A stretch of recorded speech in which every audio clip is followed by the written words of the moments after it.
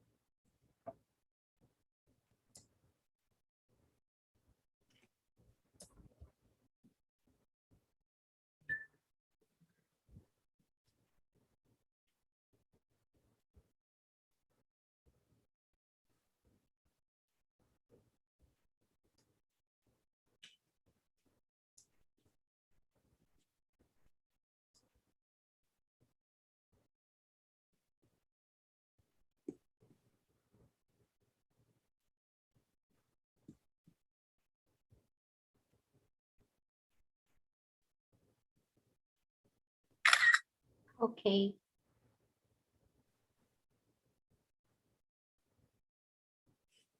Yeah, we are starting the live stream.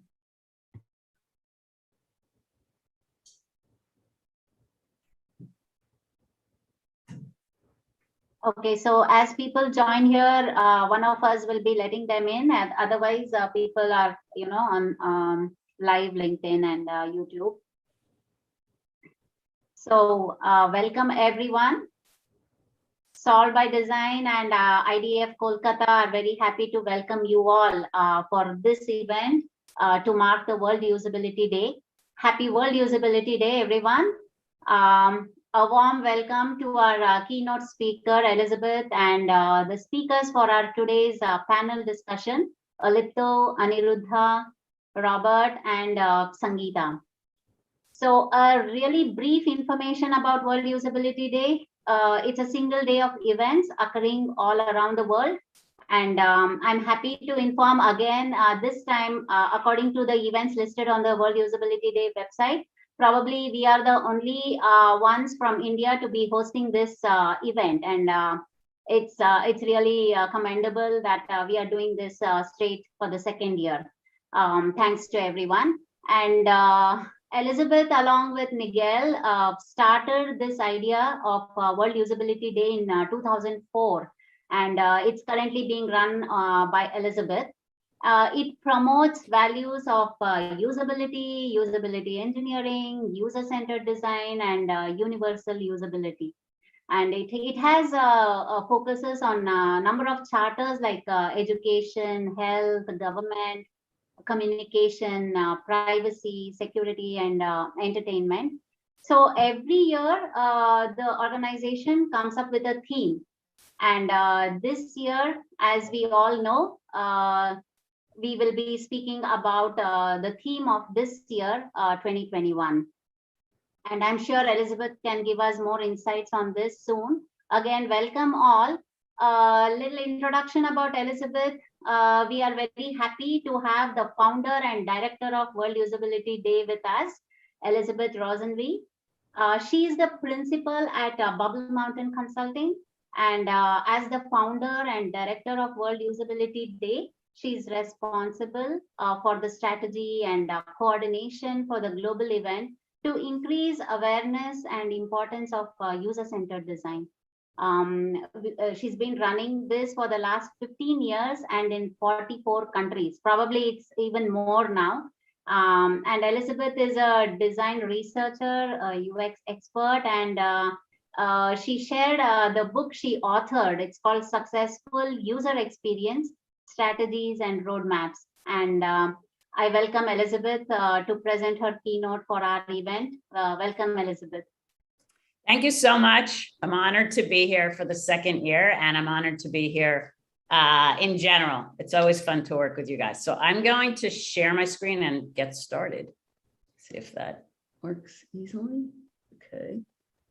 So, can you see my screen? Yep. I can't see anything, of course, now that I've shared my screen. So, okay. So you guys can see the slide, right? Yes. Okay, great. Off I go. So first of all, once again, thank you very much. I'm real excited. For me, so for you, it's the evening, and for me, it's the beginning of my day. So for me, I'm happy to start my day of World Usability Day with you all in India.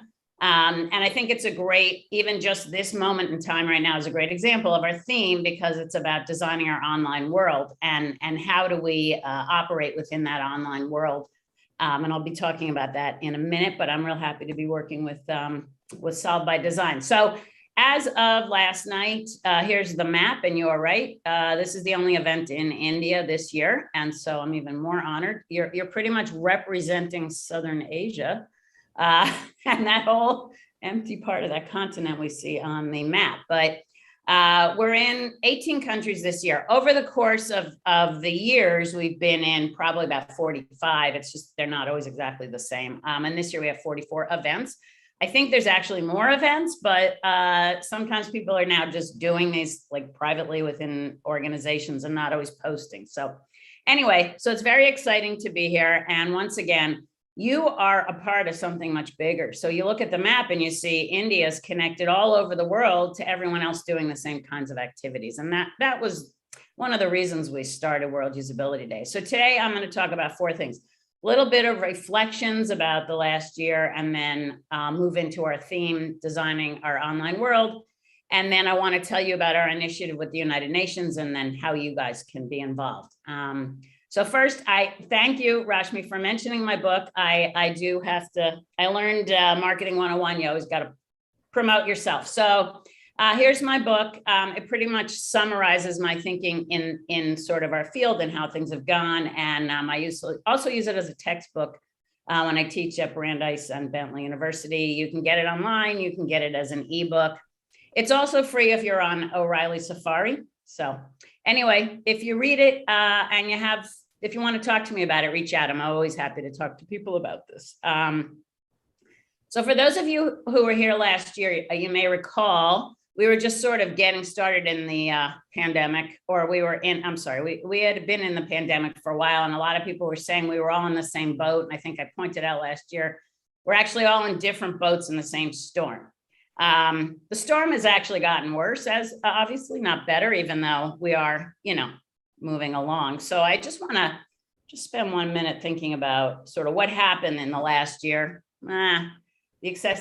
Sorry for the lack of accessibility on the slide. I see it may be hard to read, but during the last year, we had some very tragic moments. Many of us lost family, friends, livelihood, homes. People were sick, but many people recovered. We've learned how to cope.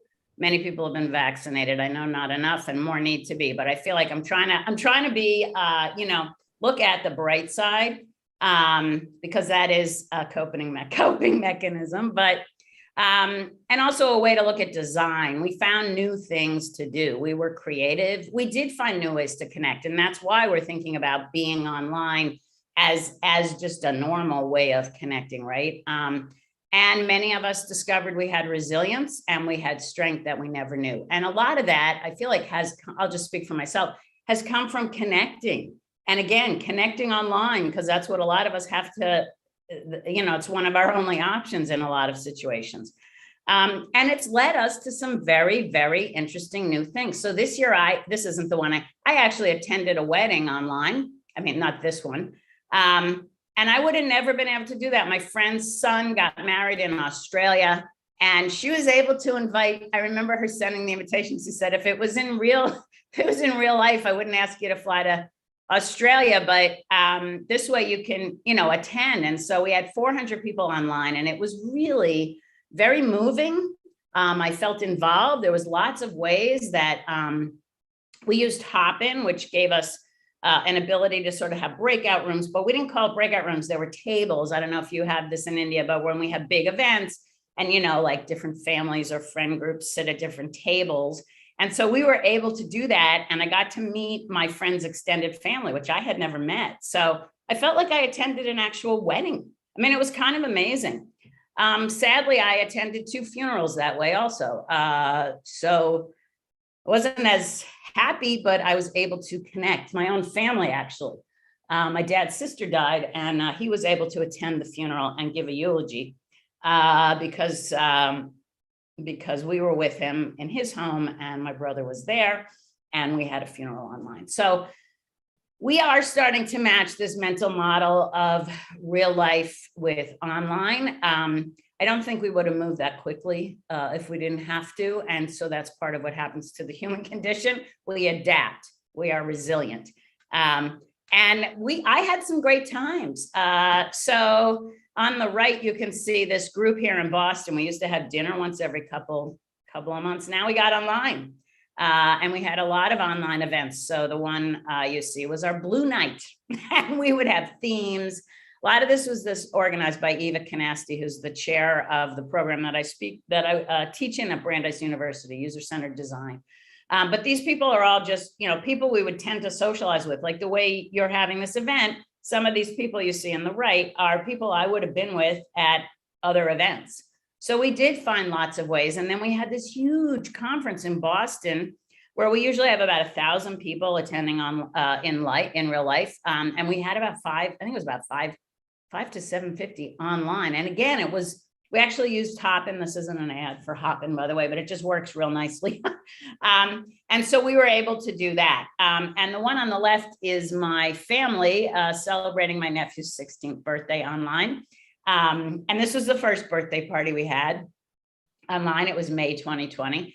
And you can see the square in the middle that's highlighted as me and one of my sons. We surprised everybody. So we pulled it up at so it was almost like a surprise party, and you can see everyone laughed. So we are learning how to do this. We are learning how to live our lives, or at least some of our lives online, for better or worse. And so that's one of the reasons I wanted us, or the board that I have wanted us to think about spending the day today thinking about how we interact online. So, there's a lot of online products and design systems helping keep us connected. And it's very positive, but there's a lot of issues, right? And to me, trust, ethics, and integrity. Can I feel comfortable online in a similar way I might feel comfortable being with people in the room? And so the issue is that sometimes, and I think this was our theme, all the themes are building on the previous theme. So we've had design for good and evil. We've had design for the world that we want. We've had human-centered artificial intelligence.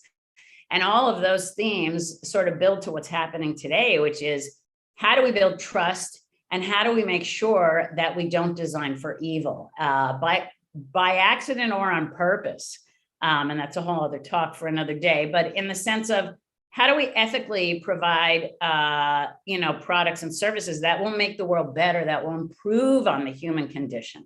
And that's the mission, and that's part of why we started World Usability Day. So one more time, here's a look at what's been going on today. And I want to turn my attention now to a few of our other initiatives. So the biggest one is this World Usability Initiative. And this started, we got a grant from the Association for Computing Machinery, the Special Interest Group in Computer Human Interface, which is SIGCHI. And they gave us a grant to kick off several things. One was a design challenge, and one was to rebuild some of our systems to be able to connect with the United Nations. I'll tell you in a minute why we felt that this was important, but through the support of SIGCHI, we were able to kick off the design challenge, which has now been sponsored in perpetuity by the Human Computer Interface International Conferences. And you can go to our website, worldusabilityday.org, and learn about all of this. But for now, I want to just talk a little bit more about this initiative.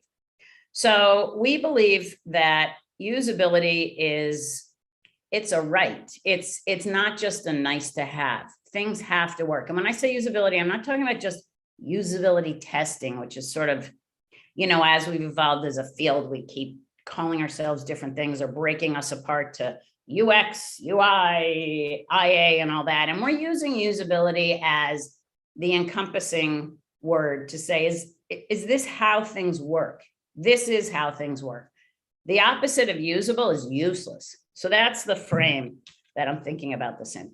And so we wanted to look bigger than ourselves. We wanted to not just speak to our own world and our own field, but to look at what's going on in the larger world and think about how we can use our skills and our expertise to make the world better. And so looking to the United Nations was a natural, for us, a natural progression. So as a result of that grant, we set three goals, but two right now. So one is by September 2023, we would like to be in the United Nations General Assembly. We would like to actually be on the calendar of the United Nations, and I'll talk about that in a minute. I already mentioned the design challenge, and so we have already started to meet some of these goals that we have in goal 1, and then goal 2 is to create projects and connect to projects that are connected to the UN Sustainable Goals. And there's actually a group at the ACM that's already doing this. It's called Compass, and they have already started to look at, some of it's more computer science, but some of it is HCI, human computer interaction, and how we can connect with some of the other projects at the United Nations. So let me just talk about the United Nations a little bit. First of all, they have this calendar of international days and weeks. And if you see, it's kind of small, but you can actually go to, if you just Google UN calendar of international events, you can see this. And there's a lot in here. I know this is really tiny, but you can see things mixed in like World Television Day, World Philosophy Day, and World Toilet Day. I think we're missing. We need to be on this. We need to balance it all out. But what are the advantages? Why does it matter, right, to get on something like this? Well, it turns out if we get on World Usability Day, all these other little days, you might have noticed World IA Day, World IDX Day, there are, sister organizations. They can eventually get listed too. We've been around the oldest, so it sort of makes sense for us to be able to move forward in this way. But so the first thing is, you'll see I at the end of my talk, we have a petition we launched, and I'm going to share it widely, and I'll put it in the chat so that you can sign if you like. But for those of you who don't understand what I'm talking about, the UN has Sustainable Development Goals, SDGs, that they're targeting to have everything in place by 2030. And they're not, when I say sustainable, it's not just save the planet, which is certainly what we need to do. By the way, little sidebar, it's not so much save the planet, it's save our species on the planet, right? Because the planet seems to keep regenerating itself, but we would like to keep staying here for us. So these are the 17 goals that the UN has put forward as ways to help us get there. And I mean, if you spend a few minutes looking at them, they really pretty much, if we hit all those, I think it'll be paradise living here on Earth. So how can we contribute? There's two that we started to look at. Number 8, which if you look here, it's decent work and economic growth.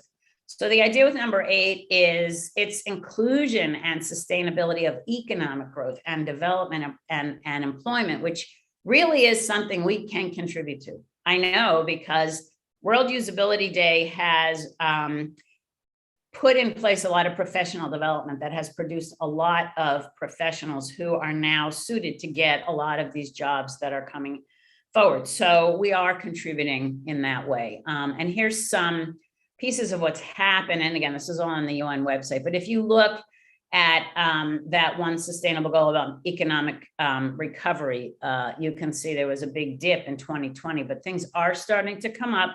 They're still sort of jiggling around like this.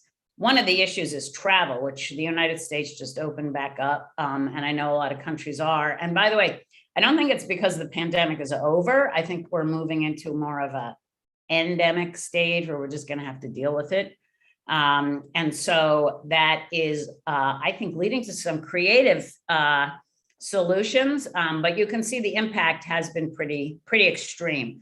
The other, I'm going to run over. Okay, I'll keep moving. The other goal is number 9, which is infrastructure, innovation, and industry. But that's also information technology. And so you can see some of it was manufacturing, but if you look in the high tech side of things, it's starting to go up. And why? It's also because we're online.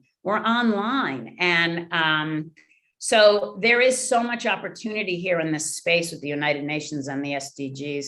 That is another reason that we want to be okay. So we started the World Usability Initiative Board. We have representatives on the board from almost every continent except Antarctica. And so we are moving forward with what we're calling as our shared common goal. You know, we all want the world to be usable, and usable means sustainable, inclusive, and accessible, as we talked about, for all of us, not just for our people, the HCI UX people. So what's the next steps? Where are we going? You can get involved by going to our website, worldusabilityday.org, and you can see everything that we're doing. Particularly, I encourage you to sign our petition to get on the United Nations. I will post this in the chat if it hasn't already been posted.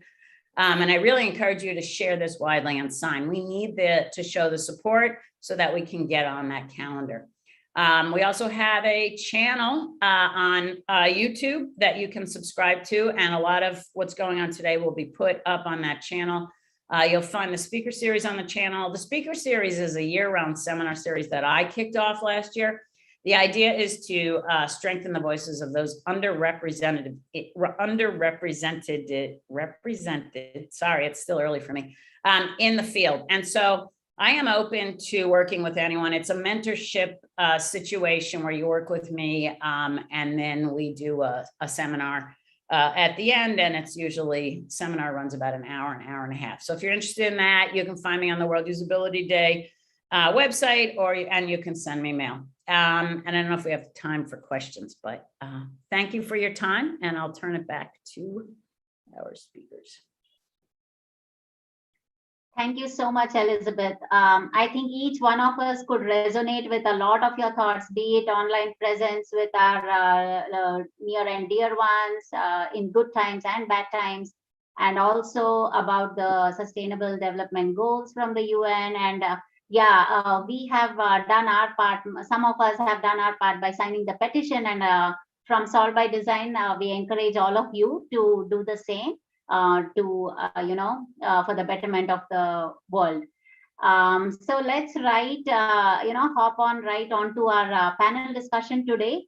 Like Elizabeth already mentioned, based on our theme for World Usability Day this year, it's going to be based on trust, ethics, and accessibility in design. So we have industry experts today. Welcome you all at once more. Basically, how we will start now, probably each one of you, Alipta, Aniruddha, Robert, and Sangeetha, take a few moments, like a couple of minutes, to talk about what you feel about your opinion or insights about the topic. How are we designing for our online world? Trust, ethics, and integrity. And then we will probably move on with some questions, or, just the flow of a panel with you all.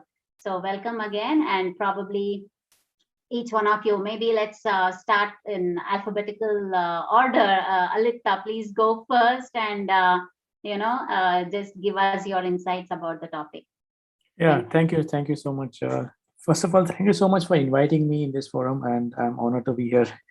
So I live in Bangalore. It's a very cold weather today. And so let me give a brief introduction about myself. I am a passionate, deep design generalist, I can call myself. I've experienced over 2 decades in the industry, which spans across B2B and B2C as well. And I work at the intersection of people, technology, and design. So in my current role, I'm heading design for Cerner Corporation at the Bangalore studio. So Cerner is a health tech company headquartered in USA, and I lead the experience design team in India. So that's a bit of me. And coming back to the topic, I think definitely we're all adopting to the new mental model. And I think during COVID-19, we are all in a state where everything went virtual, right? And this is a time when a large part of the global population also went digital, right? So I was looking at few of the data from McKinsey, and the report says that the average share of customer interaction that are digital for the past year was gone up to 58% compared to the last year, which was 36% in 2019.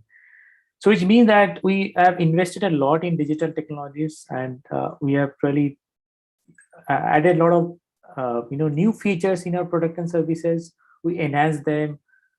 We have made new digital offerings for different customers. We acquired new digital business, and last but not the least, I would say we're also invested in artificial intelligence, right? So that's one piece I really not forget to mention.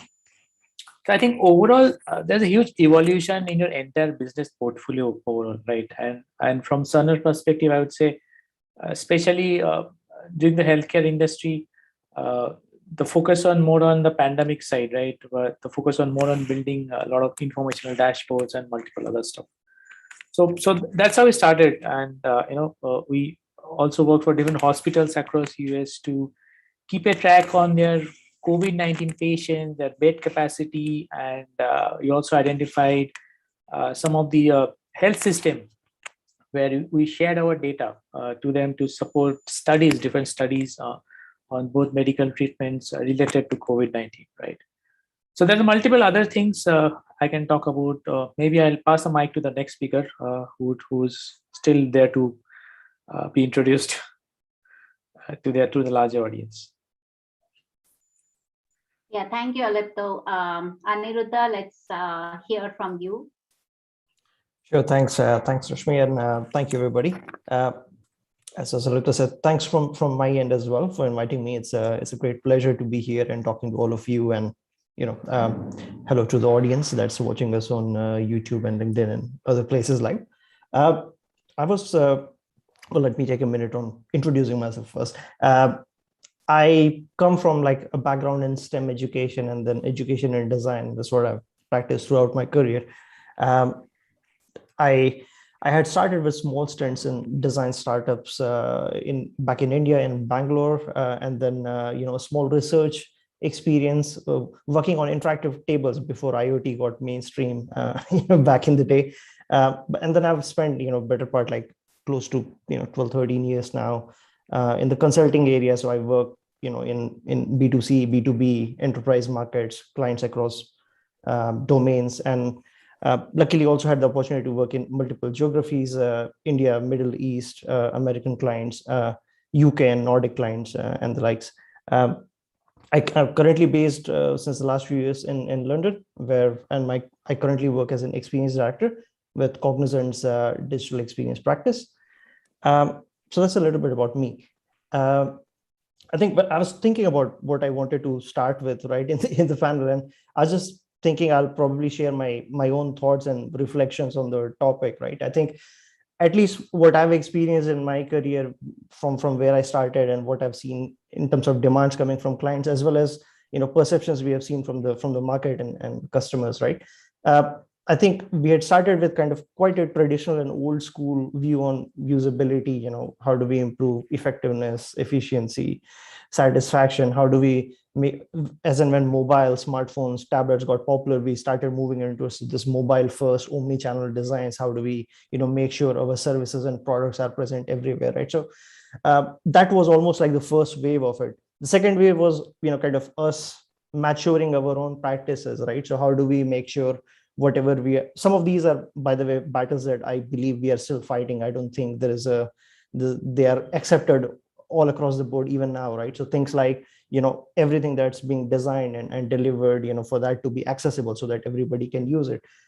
for everything to be really consistent so that our users have that baseline level of expectation that's met across all touch points, right? And then finally, X number of factors that contribute towards, trust, the security and privacy, my own well-being, how is that being, kind of taken care for and being cared for by the organizations from which, customers are buying their products and services. But I think what I've seen more recently coming up, which I think are the big tickets, they are big challenges, but with massive impact and massive opportunity as well. Also speaking in the business sense of it, in the coming days are the ones that are looking at not just their role as a profit-based company or looking at relationship between them and their customers one-on-one, but rather their role in the society, right? So I think the current generation and the upcoming generation, they have much higher expectations of the role that they expect businesses and brands to play in the market, in terms of their role in the society, their social purpose, how ethical they are being in terms of, it can be things like how sustainable are their own practices, how are they helping their customers make more, ethical choices, sustainable choices, how are they promoting the right kind of rights, human rights, diversity, inclusion in their work.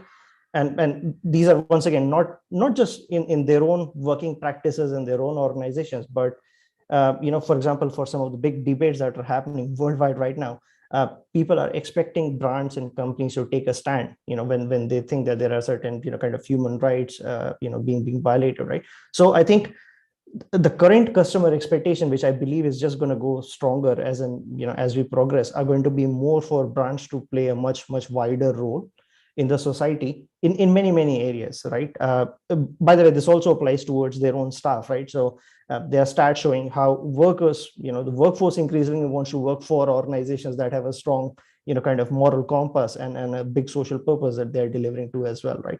So I think there are multiple topics which I believe we will dig into, but I think that's the area, towards businesses taking more responsibility and accountability, in terms of the betterment of the world as a whole, where I think there's a lot of demand across all the sectors, whether it be finance, health, logistics, whatnot. And I think that's where the big opportunity is. I'll pass it back to you, Rush. Yeah, great. Great. Thank you, Aniruddha. Let's hear from Robert about, your insights about the topic as a whole. Yeah, so hi. Thanks again, IDF and Software Design for inviting me. So I'm really happy to be part of this panel, and this topic is actually really close to my heart, actually. So, and it's pretty very relevant today, more so than ever since we've gone online and we are like working online, and we actually don't have that added physical interface or physical view of people and all. So then whatever comes online, whatever comes via digital, it becomes, we need to trust it even more. So before I give my view on it, so let me just start with a bit of introduction for myself. So I'm Robert. So I, again, like my career graph is also almost like similar to Alipta. In fact, even the timeline based also. I've been into design for around almost 2 decades. So like I've seen people designing things on HTML-based table design, and then right through div and and then the explosion of mobile phones and all.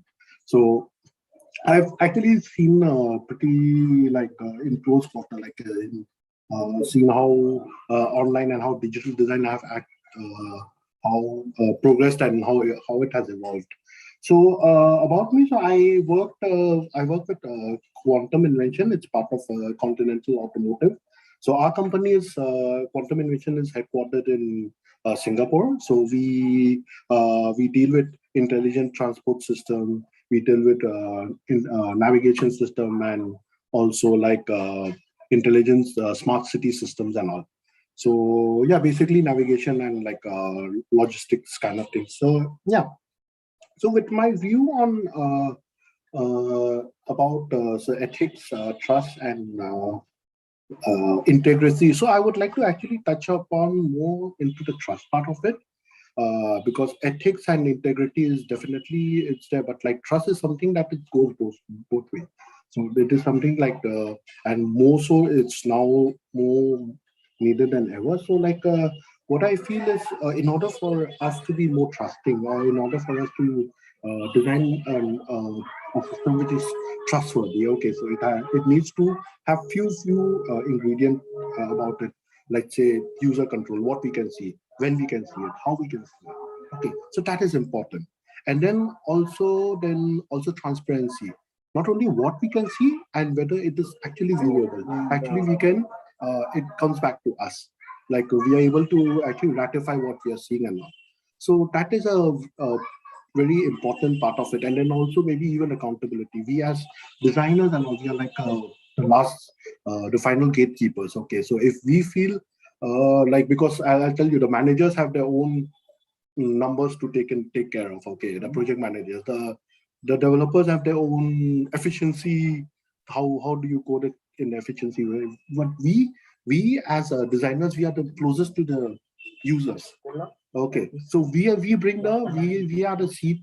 We are almost like a proxy to the users when we sit in the table. So we decide. So I with due credit to even others, but I feel we play the gatekeepers for the what goes out of the product. Okay, so it's very important for us as designers and all, especially when it comes to trust, ethics, and integrity. Like if we hold our own, I guess that would make things much better, because we are responsible for what comes out ultimately to the world, and it will stay in the world forever, and it will have your name to it. Okay, so that is something that I would like to maybe end with. So or just something to think for the designers to think about of what you put into this world, and how does it impact impact each life. So thanks Rashmi. Yeah. Great, thank you so much, Robert. One small request: if you are not speaking, just try to put yourself on mute, because we are kind of hearing some background noise. I am not sure from where we are getting that.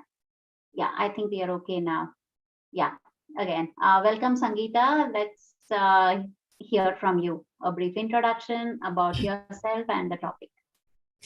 Thank you, Rashmi. The disadvantage of having my name start with S, so I'm the last. I'm sorry, I just had to pick some. So I've heard everyone's points of view, and I'm wondering what new I can add, and what different I can speak. But let me start with my introduction. I'm Sangeetha Jayaram. I am the design director here at Accenture.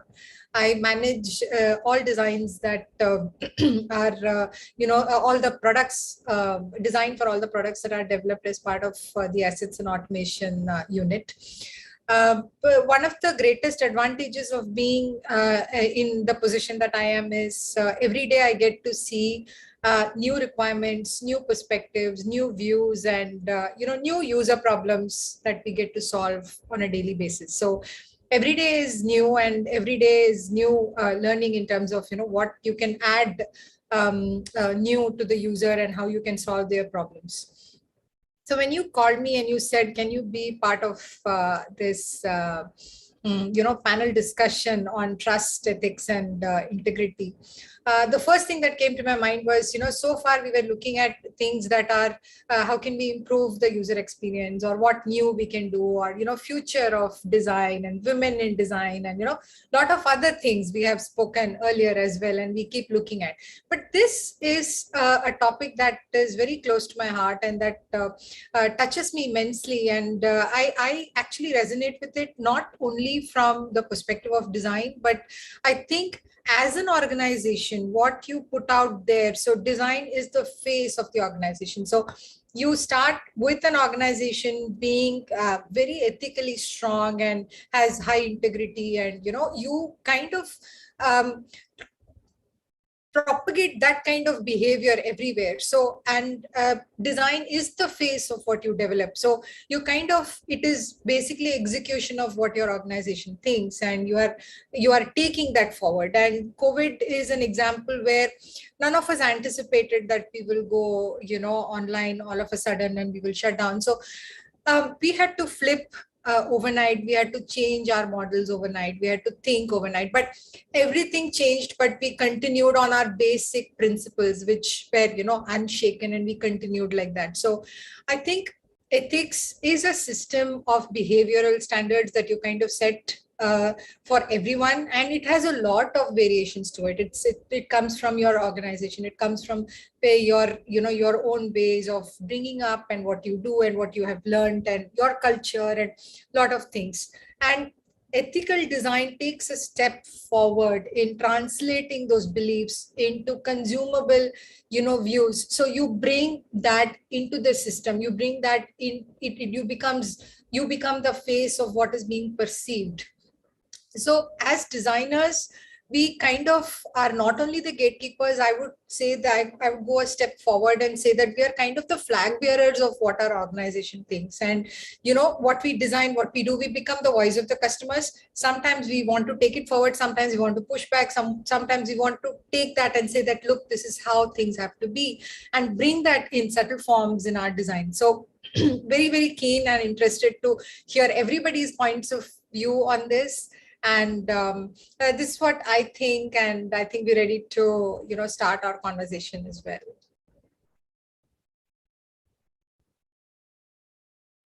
Yeah, thank you. Thank you so much, Sangeetha. I'm sure, each one of you had your own, common as well as a little different opinion about the same topic. So we are really looking forward to how this takes us in the next 1 hour. To kind of guide through the panel discussion, we discussed, we will have some basic topics that we will, steer through. Like Elizabeth mentioned, we were all in the big storm on different boards. We all know, since COVID onset, we have almost started living a virtual life, like each one of us mentioned, at our workplace or schools, colleges, for leisure, everything. So the question here out there for you all to discuss is, how do you think designing for online experiences has evolved since then? Each of you can take this question and then take it forward. It's open. You can take your turn. You can just go ahead. Yeah. So let me take my turn again. I'll follow the alphabetical style as you already said for us. Okay, so I already touched upon a brief about, from healthcare perspective, what we did. There are a few other things I can probably touch upon. Now, one important thing, definitely, I would say, when it comes to ethics. So ethics is not just about building products. Ethics is all about how you manage people in the organization, right? So there are two parts to it. One is definitely how you're defining your product strategy, keeping ethics in mind, and also how you're defining people's strategy, keeping ethics in mind. So that's one aspect I thought of touching upon. So let me quickly come back to the question what you asked, Rashmi. So especially from the healthcare perspective, because I'm very close to that domain now. I'm in the healthcare domain for the past 5 years, so I know what my company has been doing in this pandemic period. So as I said, we also acquired a few digital businesses in US, and we started to invest a lot in artificial intelligence space, right? And there are, as I said, we are working on informational dashboards to give access to content to people to make some trend analysis on how the COVID situation is in different states in US, and how can you make come up with some kind of trend data out of it, right? And so we also made few softwares during this period of time where we're dealing with mass vaccination softwares, right? Client can basically help to support rapid vaccination programs, right? Especially for the frontline staff and the patients. And we also, without sacrificing on the quality and stuff like that, and also the administrative documentation, what you have to go through in every healthcare projects. So also Cerner as a company, we were able to quickly increase our telehealth capability, and in some cases, so we have increased the virtual appointment system, right, where people can book things virtually and they can consult a doctor virtually over phone or whatever. And we also heavily invested on AI, and so many health systems during this time actually worked with our team, our Cerner team, to identify which patients are actually at risk during this COVID-19 complications. And also specifically, this was more about on the US side, and also in India, we developed an application called CoveSafe, which are intended for the healthcare workers who are traveling door to door. Even during this pandemic situation, we are partnered with some NGO who travel door to door to get an understanding about how people are doing during this COVID and how their family is doing, and whether they have COVID symptoms and stuff like that. So I need to save those data and make sense of that, right, and pass it back to the team. So I think the scenarios have been very similar across domains. It's just not about healthcare. I could say even in finance, people have moved to digital banking and stuff like that. Also, in the consumer sector as well, online food business, right, has improved. We have seen a lot of people have been ordering food online for the past 2 years because there's no choice. I think there's been a huge inflow of funds in the digital space, and I think it's still evolving, and there's a lot to be done in that space. So that's my 2 cents on that. Yeah, back to you, Rashmi. Yeah, go ahead. Just go through each one of you and then pouring. I can just build on what he said. Yeah, I mean, it's real exciting to me because I feel like we have a great opportunity, out of this horrible tragedy that's been the pandemic. And it gets me like kind of, it's moving to me because the fact that I can now be in India for the 2nd year is not a little thing. And also I really want to come actually in person, but for now, this is amazing to me. Like, this is amazing, right? And I've already, last night I was in Michigan, and I'm going to be in Austria in a little while. It's like amazing. But it's really, I feel like up to people like us to actually make it work, because I think you just mentioned, ethics is keeping people in mind. And isn't that what usability is? And isn't that what user experience is? Sorry. And so like, we have the tools, we are the right people. This is why I really feel passionate that it's our people, it's us, the UX professionals, the people who work in this, where the intersection of design and psychology and humanity and technology and engineering, we've got that. Not everybody does. That's why we can do it. So anyway, I'm real inspired, and I'm real happy to hear about also some of these. I didn't realize how much, sort of online kind of health kinds of things. I mean, I've seen telehealth, and I did a study on telehealth about 1.5 years ago, but it's completely changed. So anyway, I think we have a great opportunity, and I just want to support everyone to keep working and fighting the good fight. So. Yeah, so I think, what we did not anticipate was the lockdown and the complete shutdown. But what is actually, I would say, is encouraging is the speed with which the business is flipped, and they just went online, and it was always there.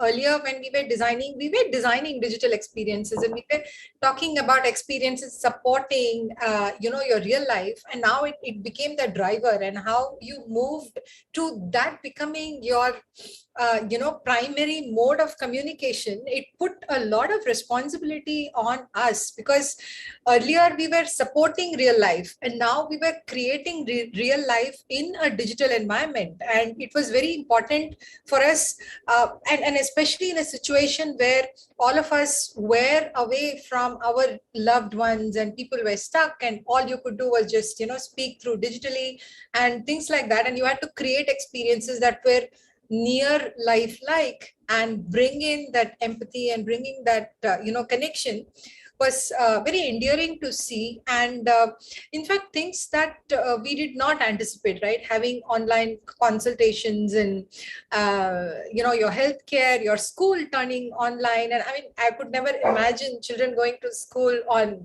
a laptop and, but that also made us value what social engagements were and what we missed. So I think although it was a very, very difficult period for all of us, there were few learnings in terms of understanding that these things were already there. It's just that we did not perhaps tap into it and use it to our advantage. And at the same time, I would say, the missing of your loving hug of your mom or your sibling, which digital will never, kind of bridge that gap. So designing for online experiences has evolved tremendously, and so has responsibility of us as designers. So we have had to be more responsible and more accountable for users. If not anything else, now is the time where we have to be the real voice of both sides and be rational in what we are, doing and the kind of communication that we are doing through our systems. That I think is more and more we have to be accountable as a community to take that forward. And also, like you said, Elizabeth, the things on the inclusion and sustainability is all the more important now, to bring in our designs. Definitely.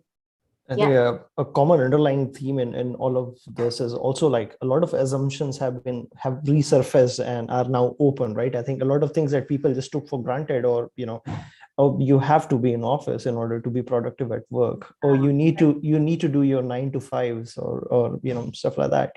I think the sheer challenge that we all had to kind of go through, and this challenge that came out of nowhere and was so prominent in such a short time.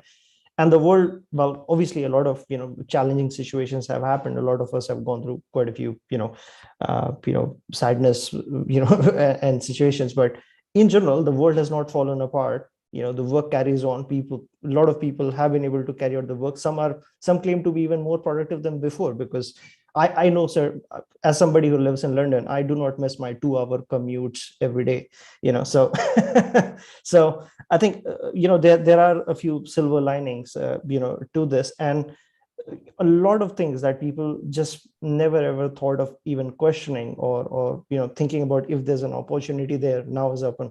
I think we were hearing about food delivery startups, Alipta. I couldn't tell you the number of hyper local food delivery startups that exist in London all of a sudden, who all claim to get your groceries to within 20 minutes of when you order them, right?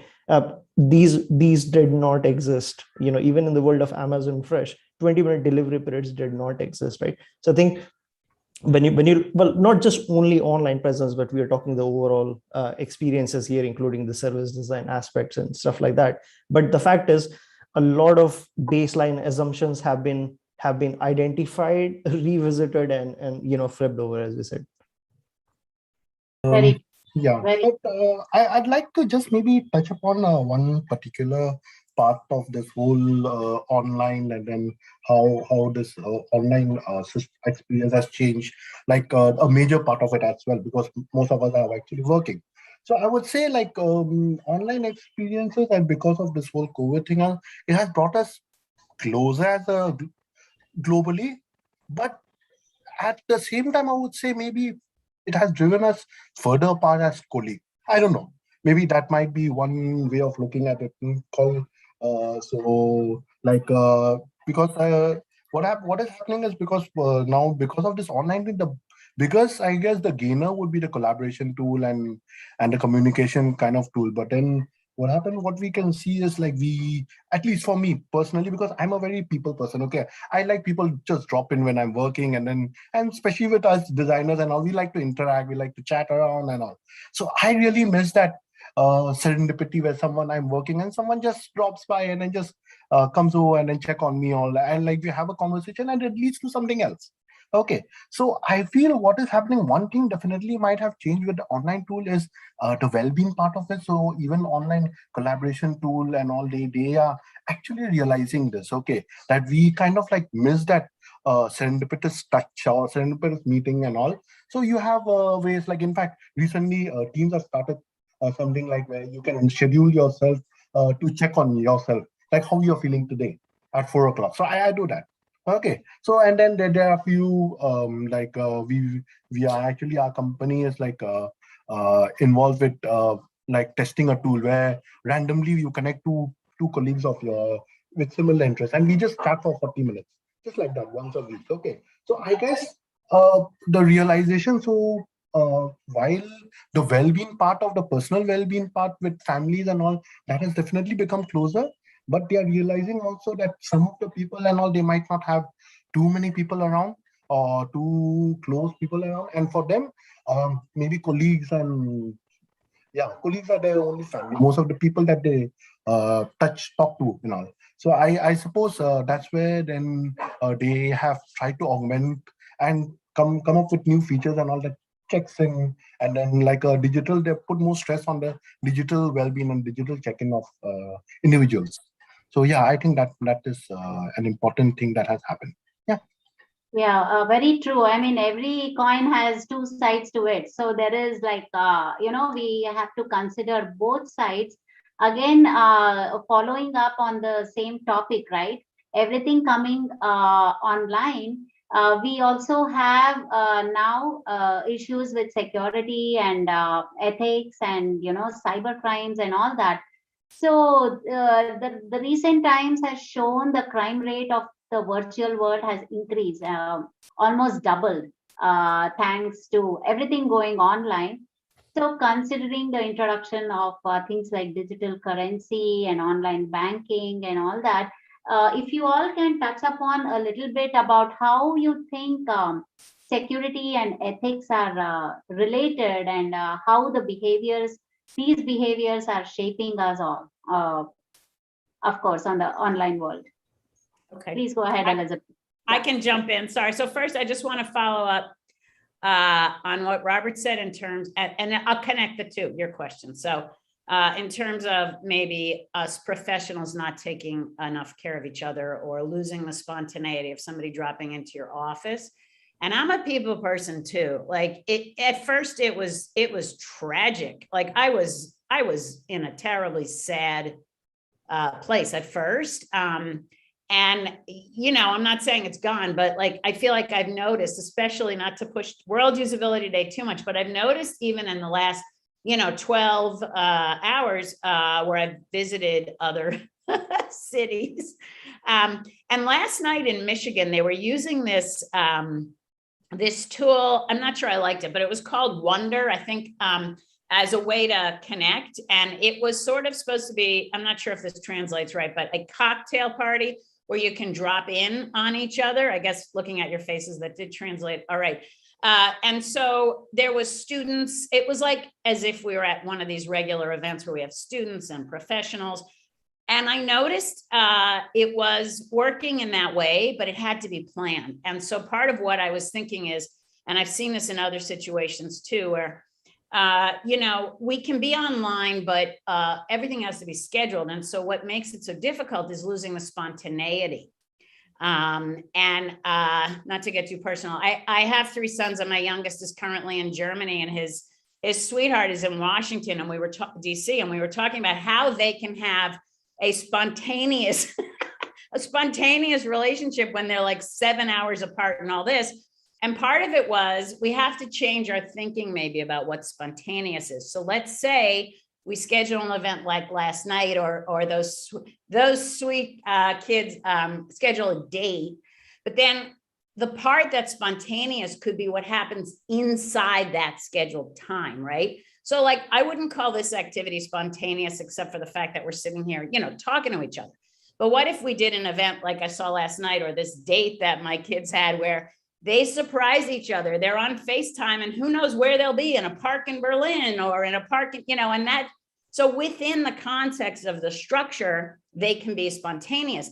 And I feel like that helps build the trust, right? It helps, sort of going back to your question, like, so now we're online trying to simulate some of the human pieces that we're struggling with. And I'm not saying it's all working, because the trust comes in these situations that we're already comfortable with. Like, I know UX professionals on World Usability Day, or a friend, or a date. And the question, sort of back to you, what you're saying, Robert, is how do you do it with just people you don't, know?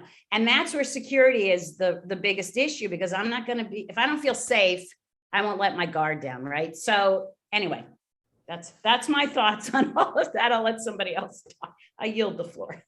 Sure. Yeah. Thanks, Elizabeth. Anyone else?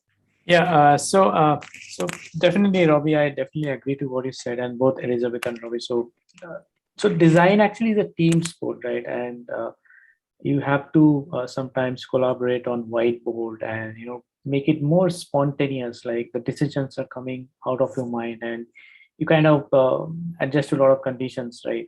And somebody's talking, or giving some ideas instantly, and then you take that ahead while you're on a whiteboard session. So really, that thing is missing these days, definitely is. But and I would say definitely there are people who would probably love to go back to work at certain point of time, right, when the pandemic is over. And so definitely we all intend to do that as a team, right? Now, coming back to the question of security, I think I probably don't have a great opinion on this, but I'd say so I was kind of an old school of thought person. I had started using digital wallet platform just recently, 2 years back, when this COVID-19 situation came in. So before that, I was never used to use GPay or any other popular payment mechanism, which means I have started to trust this platform, right? And then I started to feel safe about it.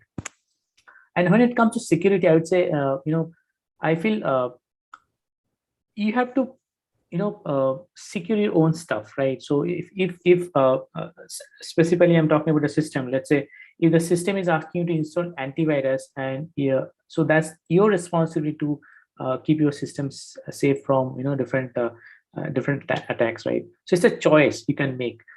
So I think as designers, we are only guiding you to do that. We are not enforcing you to make things safe for you, right? So I think some of the things, like some really good habits, I would say regularly changing your passwords or adding some extra layer of security would definitely make a user. So that's entirely user responsibility, right? And I think as a designer, we can only prompt you to do that, right?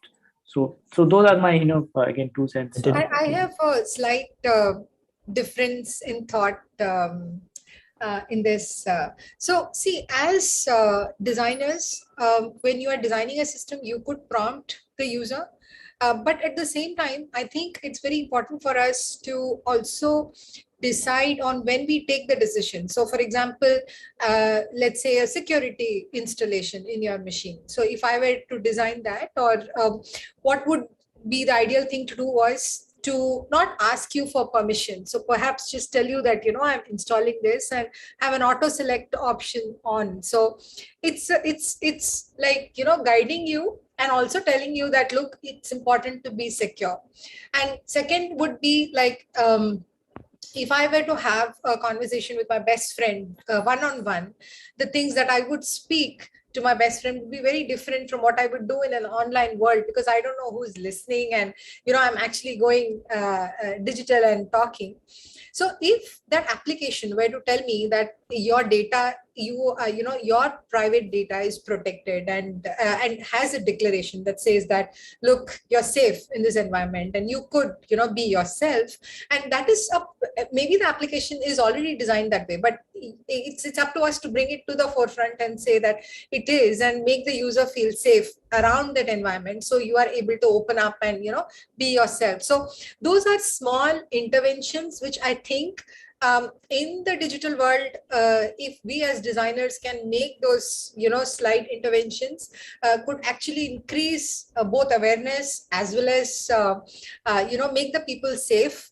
And yeah, I totally agree with you. Like I'm not a digital savvy person myself, and but then COVID prompted not only me, my grandmom also to get on Zoom, and she's like, call me on Zoom, and so she knows how to get on Zoom. Yeah.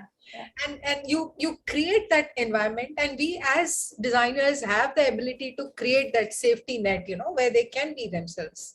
Absolutely. And if I can take that further, right? I mean, as somebody who I personally consider myself quite comfortable in the digital world, but whenever I hear my parents using online in order to purchase something, my heart does skip a beat, because I'm not sure if they are digitally savvy enough to understand when they might be getting spammed, right? So I think while obviously a lot of onus is on people to kind of take the right decision themselves, I think one interesting question, which I don't think anybody has completely solved as of yet, is, and this kind of relates to the moral compass of the company, and the business is looking at betterment of society rather than just their profit, right? Is kind of how do we promote that education and awareness, right?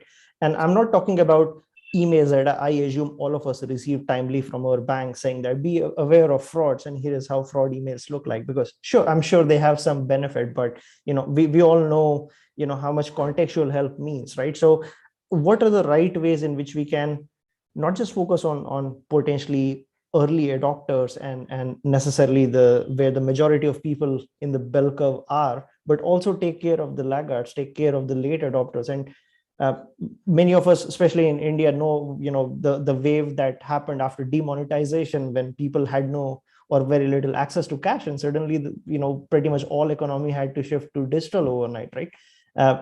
And a huge part of the customer base was not ready for it, right? So I think a very interesting challenge, which I think still we have ways and miles and miles to go, is whenever we are implementing or taking our digital to the next level, while we are, I'm sure, taking care of the hygiene in terms of doing the best we can to encrypt stuff, to make sure we are at least risk for hacking, spamming, and phishing and such sorts.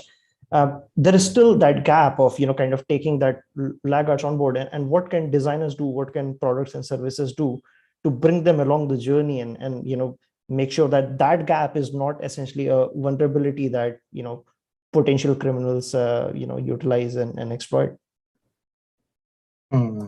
Yeah, so I agree to what you're saying. So you made a couple of important points. So I would like just end this to give my final thought on this is so there are two parts to it. Okay, one is companies that willfully create applications to fraud you or defraud you and all. And then so I would say and I know it's easier for maybe people and all to say rather than do, but then just don't work in those companies. I know it's a very difficult thing to do. Okay, it's so if you feel that your moral compass and the company's moral compass is not in the same wavelength, you as a staff, you should just flatly refuse to work in a company like that, because they will ultimately need designers, they will need developers. Okay, so once there are instances to that, there were cases where with Uber, when they were during when they started doing Project Greyball and a lot of morally ambiguous things, and also they're developers and all, they refused to apply to that company. There were developers who were they were en masse resigning for the company, and they need people.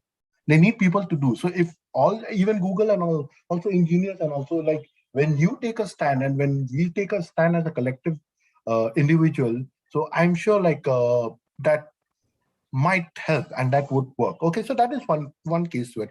And the second case is like maybe on some applications or tools and all that are of genuine nature. Okay, but then there might be a few places and all where it might actually end up like maybe not, I wouldn't say defrauding the user, but accidentally a user might get harmed. Okay, in terms of money, in terms of anything. So that is like, first, in us as designers and all, we ourselves needs to be very aware of what are the security issues and all. So we ourselves needs to be very technically aware. I know for us designers, the code and all those kind of things are something that we generally run away from. Okay, but we need to be technically educated.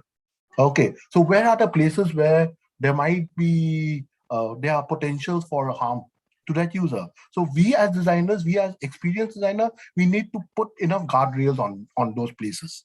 Okay, so that like it should not be that, hey, there was a one clause in section B, article 14 that you didn't look, not my fault, it's your fault. Okay, no, it should not be like that. Okay, it should not be a case like that. I'll tell you one thing about automotive. Okay, so in automotive, we have we design a GPS system for the automotive system. Okay, and we, as a rule, we have to put a screen that says operating the mobile phone or operating this system while you're driving is not allowed. And there's a button there, and you have to say okay. Okay, and then there are systems where automatically, if it detects the speed, it disables everything. Okay, so those things are there where you need to preempt, where you know that there might be slippages, there might be mistake made by the users. Okay, or like there. So we as user experience, we are the one who needs to think about those guardrails and all. Yeah. Yeah, absolutely, Robert. So put your ethics first, and then your ethics show in your designs. That's a really nice thought. And going to the next topic, like this year's theme is based on three main pillars, right? Trust, ethics, and integrity. So why don't we all take up different pillars as such to talk about this year's theme? So maybe one of you can take trust and ethics and integrity, each one of you, and then maybe one of you can summarize on all three topics if we want to, just have a fair chance, all of us. So let's start probably Alipta, if you want to talk about the trust aspect of online world. Yeah, definitely, Rashmi. Thank you so much. So trust is something, I would say, which is built over time, right? It takes a lot of time to build trust, and trust isn't something that it is said by mouth. Okay, I trust you. It doesn't make any sense. You have to feel it, right?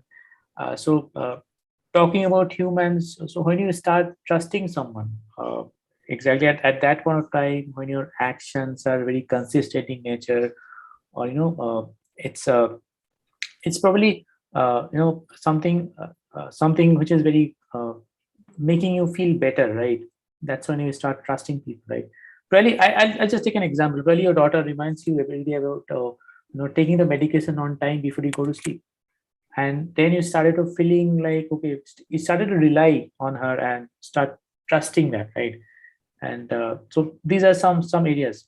And trust can also be formed when things are very transparent between two people, right? And when there's a mutual respect. So these are some of the areas I thought of covering. So I think this same philosophy goes back into designing virtual experiences, right? So I think going back to the basics of design, you start trusting a product when that product actually solves a potential problem for you. So if you remember, Google Lens was a product which is majorly failed in the market. But why did it fail? Because it could not solve any potential problem for you, right? It was just a product. It was just considered as fancy product, which was unable to solve any real issues for you, right? Sometimes I would say a simple feedback button on a website gives a lot of trust, right? But again, of course, to the extent that if a feedback is sent to you and you will respond back, then only it makes sense, right?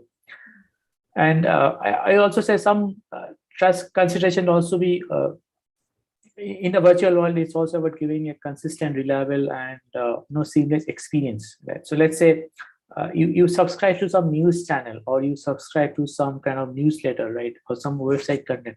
Why do you do that? Because it gives you a latest content. Give you a lot of interesting topics to discover, right? So that's why you probably subscribe for that, right? And I think trust can also be built when you're delivering meaningful experiences, right? Meaningful, personal, timely experiences. So imagine a situation where, especially in the context of healthcare, I would say, while making a surgical decision, do doctors have enough information about the patient, or are there timely information which are giving back, or which are helping them to decide what is the right path they have to take, right? Or if you are measuring the medicines, or the dosage of the particular medicine, right? So do you have enough data to decide? Do you have the clinical height data? Do you have clinical weight, body surface area, BMI, multiple other things? So all these definitely constitute to trust. And I would say, since Sonar, as we are a healthcare company, a lot of regulatory issues, aspects also bring trust into healthcare, because we are launching our products in the European markets, where you have to comply with certain regulatory aspects, like CE marking is one of them, and then European MDR, where Sonar products are considered as medical devices, right? So probably when we pass these regulatory channels, so people feels that our product is trusted. And not the least, I would say, definitely, since Sonar is also working for VA clients and Department of Defense, we also try to make our products compliant with 508 standards. So these are some of the thoughts, I think, which really bring a lot of trust into your virtual experiences. Yeah, thanks. Okay. Yeah, great. I'm sure all of us agree with you and your thoughts. Moving on to the next subtopic for today, ethics. Let me give this topic to Aniruddha for his thoughts on ethics in design, and also maybe touch upon your suggestions that you have for industries to implement ethics in their design. So it may not be your particular organization, but general, your suggestions for this. Sure. Thanks, Rashmi. I think if I have to categorize, right, I just wanted to first cover the relatively smaller topic and a relatively more straightforward topic, which is what I was describing in the introduction, right, between the businesses and their direct customers, right? I think there are X number of ethics which are almost like baseline expectations now, right? So the fact that you're gonna keep my data private, and as we all know, including many of the cases that we hear about in the news, etc., this is still not the case, right? But I think there are X number of such baseline expectations in terms of ethical behavior from the business side that are mainstream, right? What I did want to take time on is actually the other point, the broader point, which I was thinking is where I think the future lies, which is the overall societal role of business, right? And moving from this whole shareholder value to stakeholder value kind of concept that we have heard recently as well, right? I think some of the things that I think companies can do better is, firstly, we all know that you don't really see a business or a company which will not state a vision or a mission or here are our values, right? And a funny thing that I always think about, it's usually you find that in the About Us section, buried deep under their website somewhere, right? Probably for use only for people who maybe are applying for job positions in that company so that it can come up in an HR round, right? So, but I think what the market tells us and what the new generation expects is there is research, like I was checking up on the kind of research that companies like EY, Salesforce and all are doing, and I think you will see that the surveys tell us very clearly 90% or more of the customers are actually expecting that business should do more for the betterment of the world. And actually almost all of them, so more than 85% of the customer base, are happy to support and are much more loyal to that business if they see tangible proof that that's happening, right? So this is not just your social responsibility and these cases, these are genuine business opportunities to really, gain higher market share, be much more, profitable and much more dominant as a business as well, if you're able to do this, right? But how do you do this, right? So customers are expecting you to firstly be clear and communicate what values you stand for.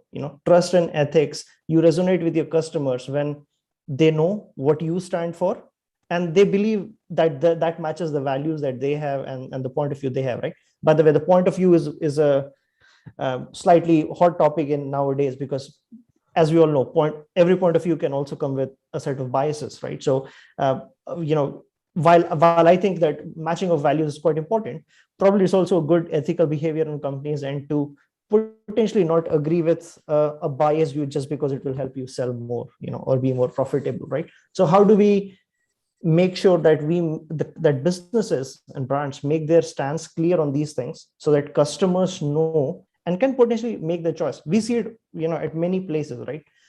We are seeing sustainable investing becoming quite popular, at least in the areas where I live and the markets I look after, right? Customers are very happy to invest in companies and stocks and funds that have a higher sustainability ranking and ethical ways of working, even though they might actually not grow at the same pace as, say, S&P 500, or FTSE 100. They're happy with that because they have the ethical values that say we want to support this choice. So I think the one part is if companies express their values as well as express their stance on the social topics, the debates, and certain polarizing situations, and clearly communicate where they are, they would strike a very strong chord with the customer base that shares that value. The second part is, because this part was more about how the businesses and brands operate themselves, right? The second part is how do you help customers make the right ethical choices as well, right? Like I assume many of us in this session, as an example, I took an example of finance, right? We all, I assume many of us share the vision that we would like to support companies that are, that behave and practice their business sustainably. But how easy does our online world make it to identify what companies are those? When we book a flight, how easy it for us to compare the carbon footprint? Is, by the way, a new feature. I've started seeing this pop up once in a while here or there, but it's so new and it's so fantastic, but it's still basic. It has miles to go, right? But if our online world and these business brands help establish the ethical and the social impact and consequences of the decisions customers are making.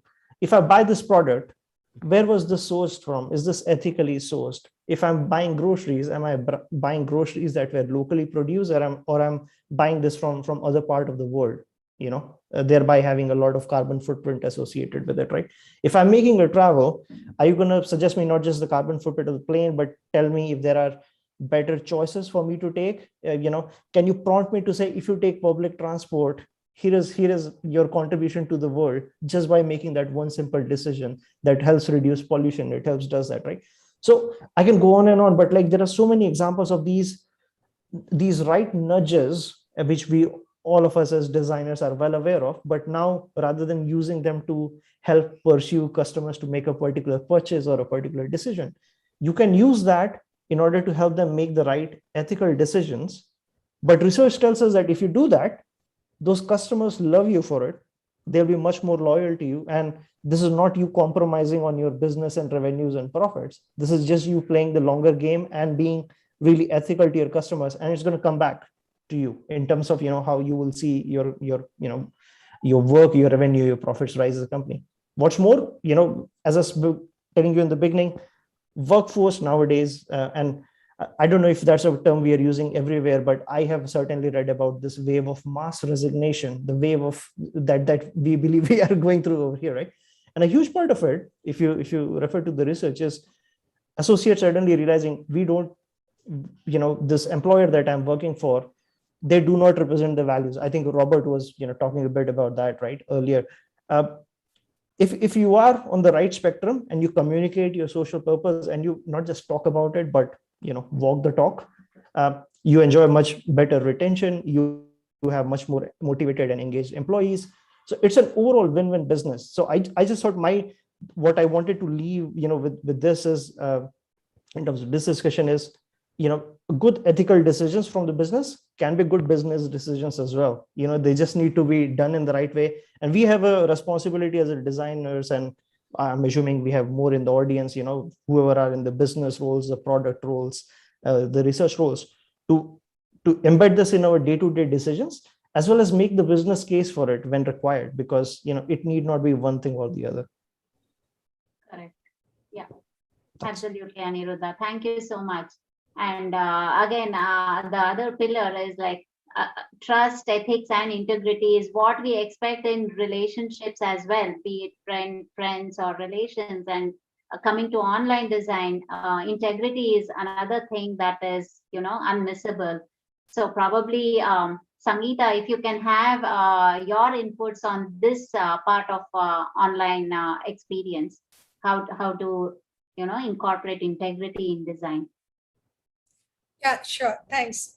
So for me, integrity is a mix of, it's basically walking the talk, being truthful, being, being honest, and being yourself in whatever you're projecting. So it is a culmination of, developing trust over a period of time, having ethical principles and executing that ethical principles. So not only ethics towards people, but ethics towards the society, and then walking the talk in terms of, being truthful. So for example, if you have, let's say,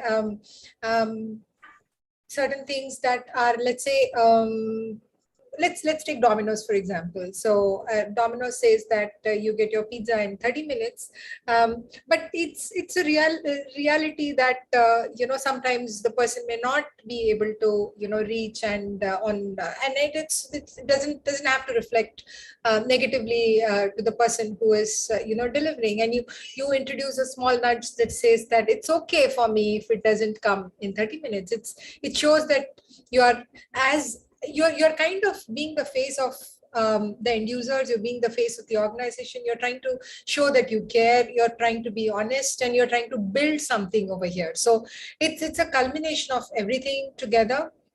And in whatever you do, integrity kind of comes very strong. It takes a lot of time to build that space, and it takes very few incidences, like maybe one or two, to lose that. So it has to be crafted over a period of time in very careful methodologies and approaches, and not just it cannot be something that you do on the fly. It has to start from the time that you are conceptualizing something, you're taking it forward, you're thinking through, you're designing, you are the voice of the customer. So you as an organization have built trust over a period of time.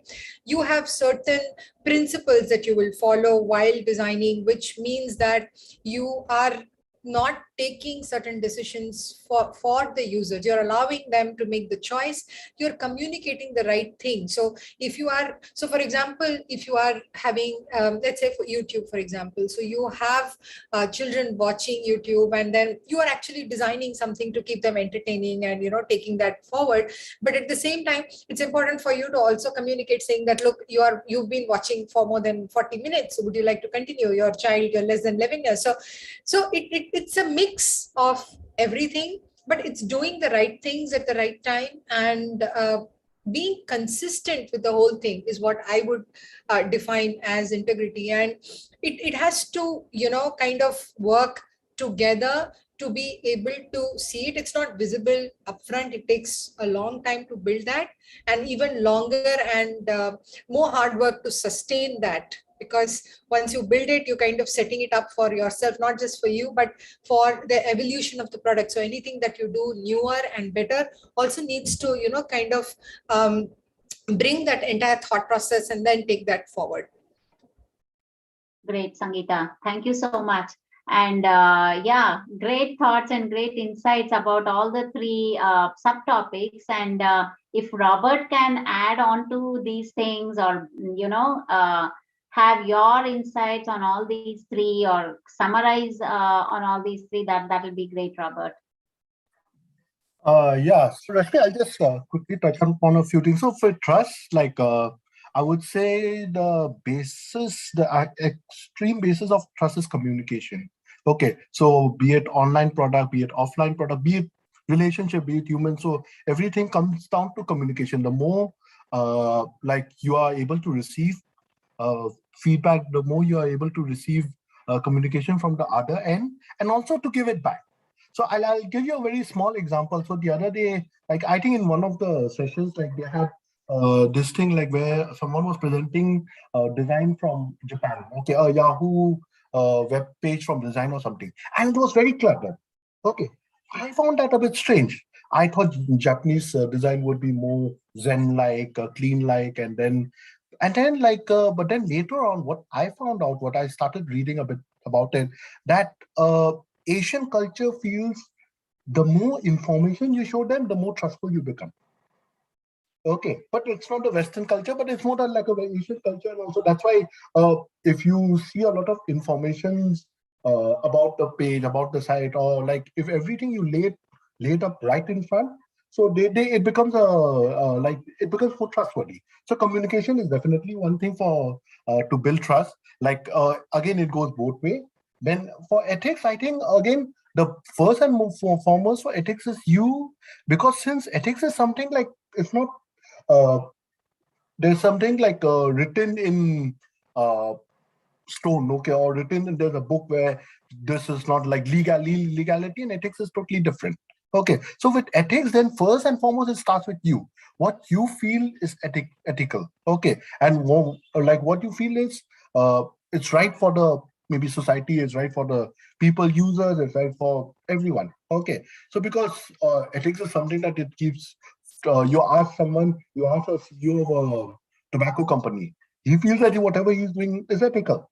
Okay, so that's where you first it comes to you yourself. You have to form a very strong opinion about it yourself, and then also stick with it, even if you know that you are not going to be held up later on.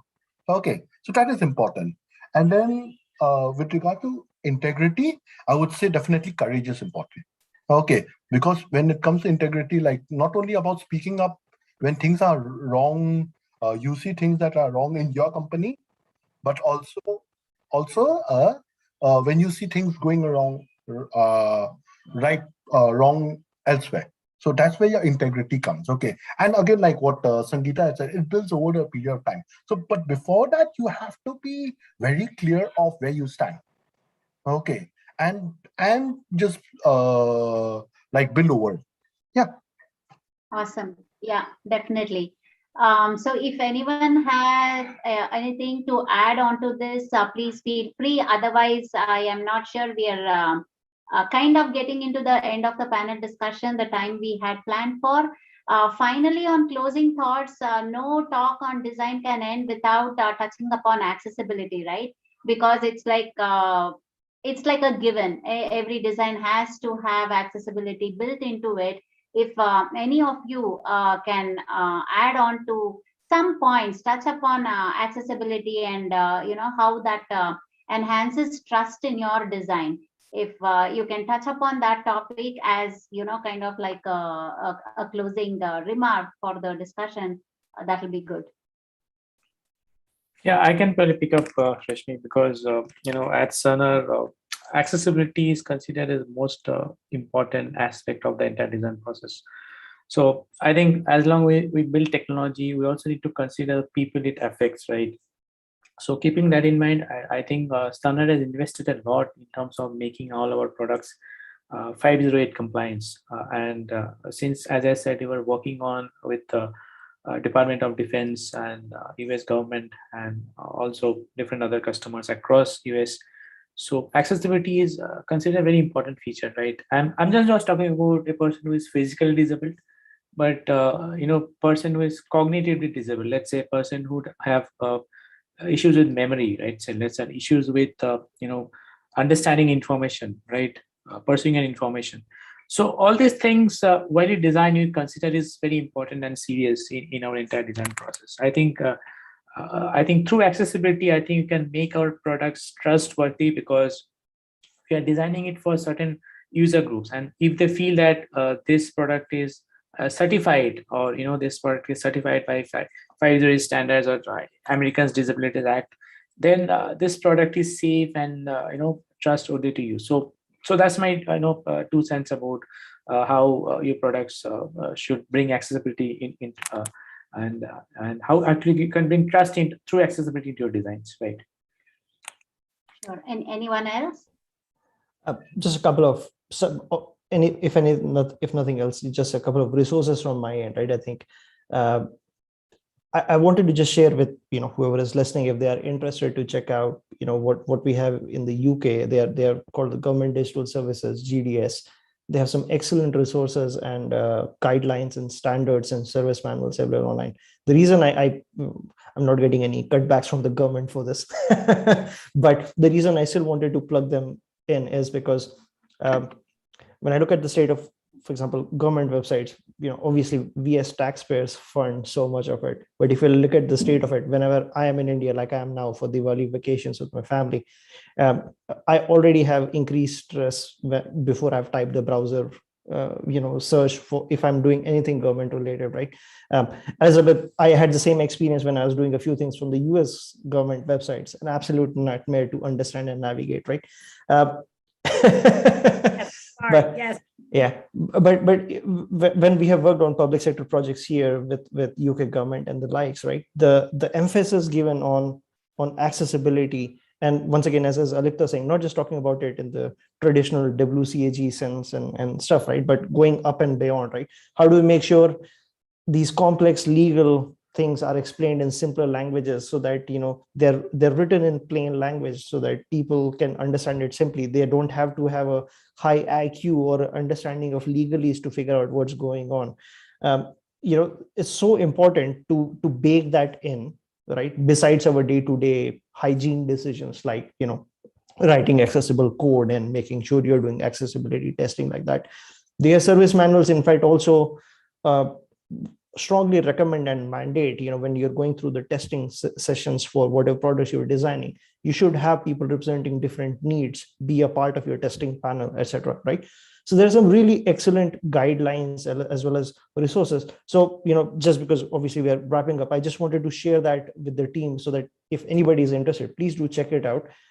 While it's for the public sector, the guidelines are excellent and will help you even if you're designing for private side.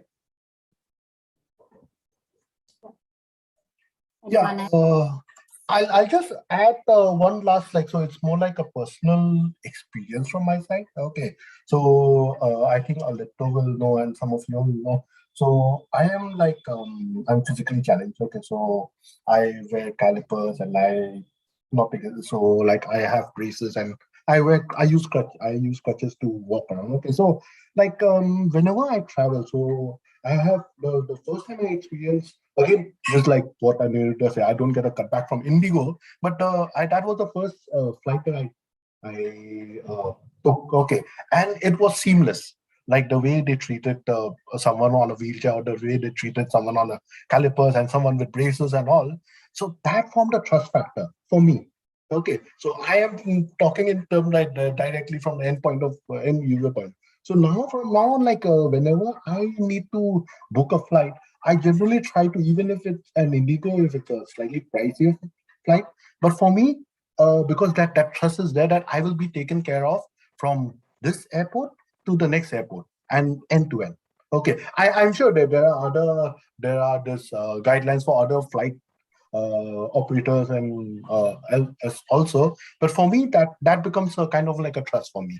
Yeah. Great. Yeah, basically, a small opinion from my side. A lot of times, UX designers may not have upper management who are into UX, right? So they could be like, okay, just put in those things because legal wants it. you just adhere to some of the aspects, but probably it's our responsibility to make sure it's not just to have some check boxes ticked off, but actually making it available and accessible for everyone, taking it personally. Yeah. Well, once again, I think we get the stakeholder buy-in when we also show the business side of it, right? Like, at least, for example, the UK market where I work, people having long-term accessibility needs, 1 in 5, right? So ignoring that is ignoring 20% of your potential market size, right? You just don't do that if you want to make sound business decisions, right? So good design decisions are good business decisions, right? So we need to lead with that when we are pushing for stakeholder buying, sponsor buy-in. One of the things I do by default, when I started my career, whenever we used to have scope discussions with our clients, we used to have this in our checklist. Or do you want accessibility services, right? Now I apply the same design techniques that we apply for end users. I put this in by default, and they can tell me if they want it out, and then we can have that debate. So You're taking the right voice of customer and auto checking. Yes, I'm going forward with the client inertia, hopefully. No, I think it's a very, very important thing. And we as the design community and designers have the unique ability to see from both sides, right? So we get to see what the business wants to do. And there might be business goals and, objectives that as a business you want to achieve. But at the same time, we are looking at it from the end user point of view. So we are sitting with them, but looking in the opposite direction and trying to see, okay, you want to do this, but how can I make it useful and viable to the people who are actually using it? And we are in that unique position where I think we have to speak up, and we have to be the voice of customers, and we need to bring in all of these flavors in the rightful manner, so that you as an organization, so you could be getting pushbacks from many places saying that it has to be done fast, do only this is enough, this is the scope, and a lot of things. But we should be able to kind of put our foot down and say that, look, by doing this, we are only going to add value to what we are bringing to the table and actually taking to the market. So that role, I think, as design leaders and as design contributors and strategists and researchers, and all of us take that role seriously and play that, we can actually make I would say a completely humongous impact to what we are doing today, and the world will be a better and a newer place. Absolutely. Great insights. And I'm sure everyone agrees, whoever was in the panel discussion today, the energy was great from the beginning till the end. And hats off to all of you. It was amazing. I'm sure each one of us benefited with a lot of insights. There was a lot of learning. I don't know if you will still be up to take any questions. I'm not sure. I did not get any list of questions yet, Kailash, if we have any. If there are any, maybe we'll take just 5 minutes if we want to answer any questions. Are there any questions?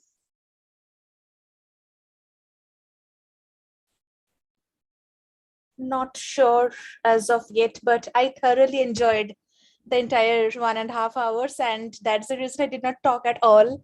So really thanks to all of you. It was really wonderful to have you all today. And yes, happy World Usability Day once again. So we did wish each other in the beginning. And I think just a thought over here, just because it's a great platform and all the members are there almost. So I would like to just share an extremely inspirational and motivating message we received today from Elizabeth when the results of the World Usability Day challenge was out, and 2 of the teams from India had participated, and both the teams got mention for the challenge as a special mention. So we have the leads over here, right? Rashmi, Kailash, Sumesh, I think is here. Yeah, I'm here. Guys, yeah, great thing. Hi, thank you for choosing us. It's been the second year this year. I literally submitted in 24 hours time. So I was very surprised. Don't say that. Don't say that. I did. I was in fact surprised by the quality of the work that we produced in 24 hours. It's amazing because the jury this year was very, very particular and much, last year was the first year. This Right. year, the jury was led by Gilbert Cockton, and he was the right person. Anyway, congratulations. Thank you so much. Thank you. It was a great experience to participate. So whoever is on the meeting, right, I really push everyone to participate in these challenges. It's not only a great learning experience, it's like that collaboration, especially online. You get to team up with people who you haven't seen, you haven't met, but everything comes together at the end, and then 12 o'clock midnight, you are there with a submit button, and so it's like an awesome experience. I really encourage everyone to participate. That's great news for today, Elizabeth. Thank you. Yeah, and I'll just build on this. I mean, the idea with the design challenge is to provide opportunities and exposure, and the first three winners, the gold, silver, and medal winners, gold, silver, and bronze. I still haven't figured out the countries they're from, to be honest with you, but they will be, we'll be sending that out later, but they will be able to get their awards and do presentations at the Human Computer Interface International Conference. And secretly, I'm trying to have another session for the honorable mentions. So you guys, so you'll be hearing about that later. But the design challenge gives you an opportunity, as Rashmi said, to work and collaborate, but also to get a bigger exposure. And that's the idea. We want to really give people opportunities. And that's the same with the speaker series, by the way. And I do encourage anyone, I feel like all four of you from this panel would be great on the speaker series. So that's really, if you want to do it, reach out to me and I set them up. I really should call it the occasional speaker series because it's every now and then, but there's a lot of opportunities through World Usability Day to connect and to get more exposure and especially to sort of strengthen the voices that don't usually get strengthened. So I'm real privileged and to be here, and I'm real happy that two of the teams from India got an honorable mention. I had nothing to do with it, so that's. Thank you, Elizabeth, and thanks each one of you for speaking today from the panel, Alipta, Aniruddha, Sangeetha, and Robert. And thanks to all the participants. A special thanks to you, Elizabeth. You started off your day with us, and you probably have a lot of sessions like this lined up. So more strength to you, and have a wonderful day, Elizabeth. Thank And you. anyone, if you have any closing remarks, please go ahead. Otherwise, we are like 15 minutes past our scheduled time. So please go ahead. Yeah, actually, Elizabeth, I have a question. Is there a significance of 11th November? Excellent question. And as we look at going to the calendar in the United Nations, it's something to come up. So we originally came up with the second Thursday in November. The second Thursday in November, which happens to be in some countries today, Veterans Day. That wasn't on purpose. The idea with the second Thursday in November is, and I think I might have talked to some of you about this already. There's a lot of countries and religions that have these calendars that move with the moon. And we did a survey back in 2004 to every country that we thought was involved to say, what is the best time of year? And we couldn't find one.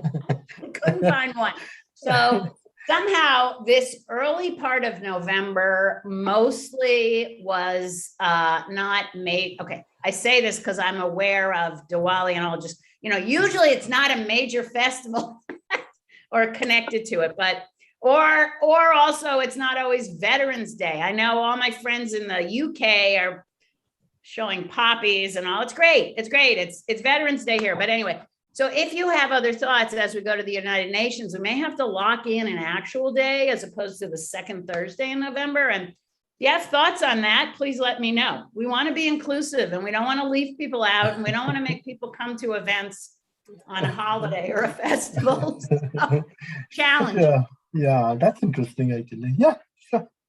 But Thanks also, for that position. the event doesn't have to be exactly on the day, right? Like, because we modeled this after Earth Day. Earth Day is always April 22nd. There's a lot of Earth Day events that are April 20th or April 24th, you know, and so after a while, it's sort of more, but it's a great question. And it was actually very difficult to sort of feel like we could be equitable and inclusive and yeah, but great question.